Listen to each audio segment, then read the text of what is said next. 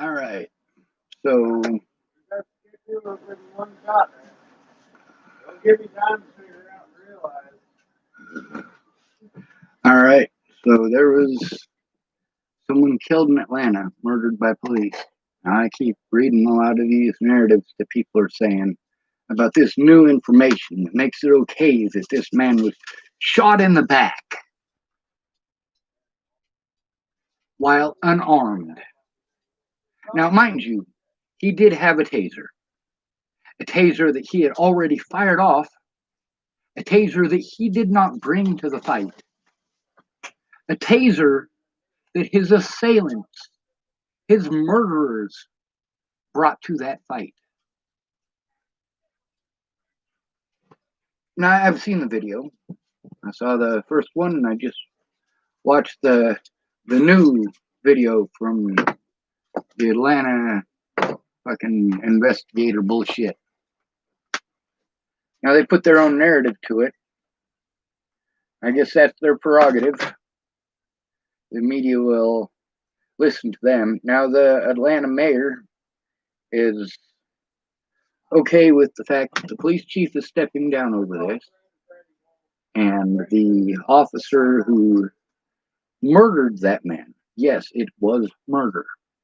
And I'm going to tell you the circumstances, and I know that many of you are going to hate the man who was murdered for being murdered because of the circumstances. But that doesn't matter. That doesn't change the fact that an unarmed man was shot in the back. It's obvious the man was scared. He wasn't out for blood. With those officers, he's not trying to hurt them. He is trying to get away. He is scared for his life.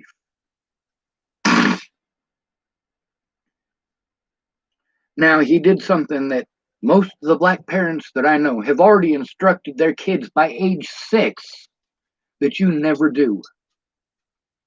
You never run from the police. They will fucking kill you. You're a black kid. They don't care that you're only 6. They don't care. They will shoot you dead. So you cannot run from the police. You cannot carry a weapon. You cannot carry a gun for self-defense because the police will kill you for having it.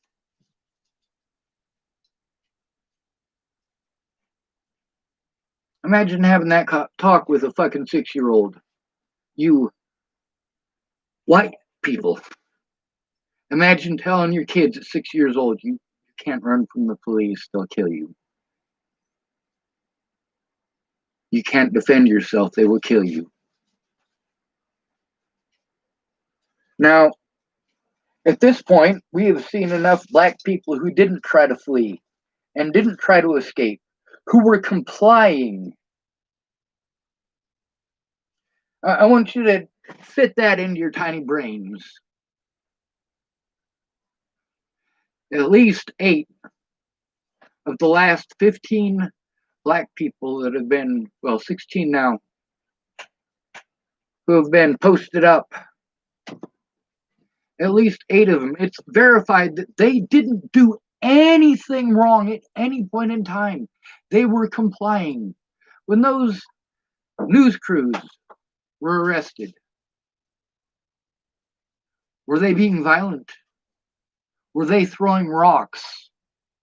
Were they burning down buildings? Were they screaming at the police or being disrespectful at all in the least bit towards those officers? No, they weren't. They complied. They didn't do anything wrong and they were arrested. Now, a black person who does not have the benefit of having a camera crew with them does not get that benefit. Those cops were a lot nicer to that film crew than they were to the people that many film crews around the country have filmed the police doing things, terrible things to people.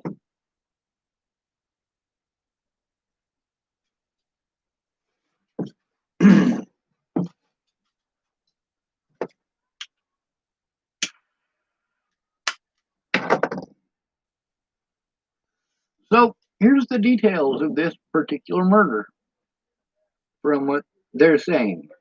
Apparently, they got a phone call that somebody was parked in their vehicle and sleeping, and it was slightly blocking some of the traffic at I want to say that it says Wendy's. Let me see.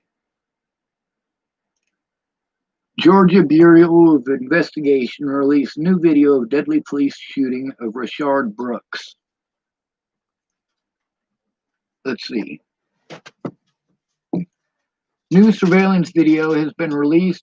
The moment Atlanta police fatally shot 27-year-old Rayshard Brooks in the parking lot of a Wendy's restaurant. The Atlanta police chief, Erica Shields, steps down as Mayor Keisha Lance Bottoms calls for the termination of the officer involved in the incident. Now, this thing here, it shows that this guy's trying to get away. He doesn't want to get fucking killed. He doesn't want to be killed for the color of his skin. He is obviously scared shitless, as most black people and homeless people are when it comes to the police. We are murdered. Murdered by the police, and you tell us they're the good guys. These are the guys we're supposed to go to. You hate us.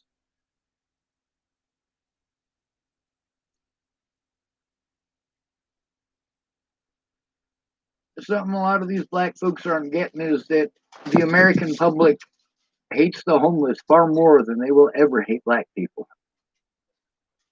Same thing with the police. The American public will not stand up for homeless people or march for homeless people. And there are more hate crimes against homeless people than all other hate crimes combined in the United States.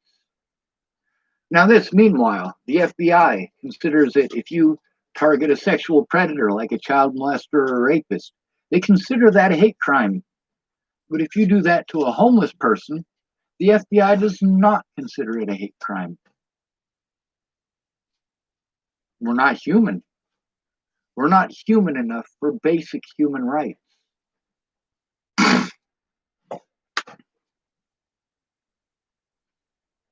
Now, why is it if the homeless have it so much worse? Now, mind you, that 5-to-1 ratio doesn't even include police interactions. That'd probably bring it up to about 20 or 30-to-1. Even more than that, if you consider most of the black people that they're harassing and killing are homeless, and that's why it never hits the fucking news.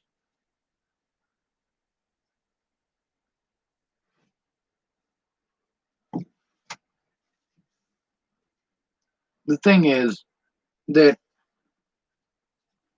this person who is scared for his life has officers trying to harm him for sleeping. The right thing to do in that situation, wake him up, have him pull forward a few feet so he's out of the fucking way, and let him go back to fucking sleep. People have to have sleep.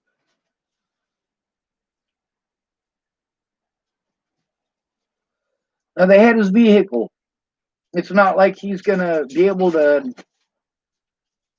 fucking escape or get away. It's not like you can't figure out who he is. He's got a fucking vehicle right there. You got his image on your body camera. You have facial recognition technology. You got his fingerprints on that shit.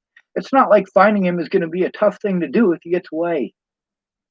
The other thing is, they didn't come and put their hands on him for a violent crime. He was doing the right thing by sleeping it off.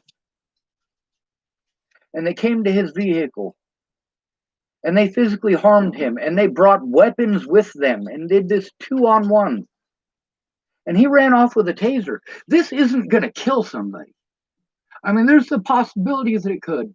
There is. But this guy isn't trying to shoot the officer with this non-lethal weapon. Officers are supposed to carry these tasers so they don't kill people when they instigate violence against people and people defend themselves. And then police shoot them. Well, we don't want police shooting the people that they're instigating violence against. That's why we have body cameras that they turn off.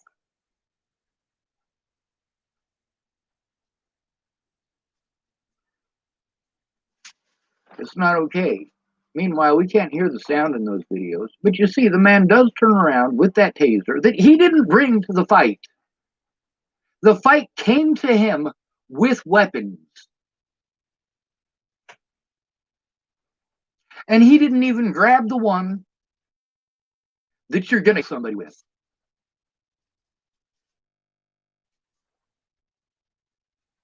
And they shot him in the back while he was running away. Human life, and people are making excuses why it's okay. No, there are hundreds of other options that those officers had at every point in time that would have resulted in de-escalation of the situation instead of an escalation of the situation to the point that someone ended up dead. And there's all these people saying, oh, well, he was brandishing a weapon. He had a taser that he didn't bring to the fight. If you bring a gun to a fight, whether it's a taser gun, a real gun, or a squirt gun, are trying to do bad things to that person and they are scared, you don't get to play victim when they disarm you and try to get away. They're not disarming you to kill you, they're disarming you so you don't kill them.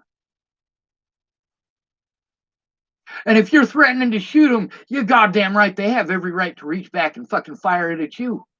Whether it's a real gun, a squirt gun, or in this case, a taser.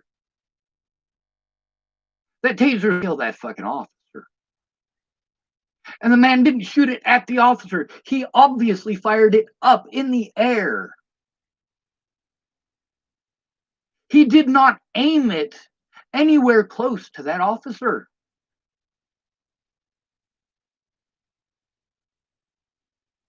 He was fucking scared. And why wouldn't he be? The things that his parents probably taught him about you don't run. You see, it's all over the news. All of these people that didn't run who ended up dead. Yes, absolutely fucking run. Run for your fucking life.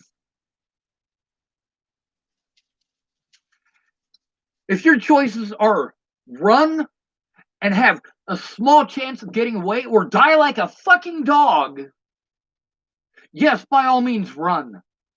Obviously, doing what you're told, doing what your parents taught you is not working any longer. Fact is, it never did.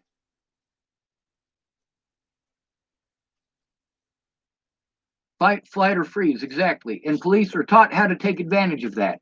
That is part of pain compliance. Brandon Jepson, who went to college in Torrington, Wyoming to become a police officer, they taught him pain compliance. The torture techniques that Brandon Jepson taught me, because I was with him at college in Torrington. I didn't go to the college. Matter of fact, I lived in his vehicle for about 2 weeks.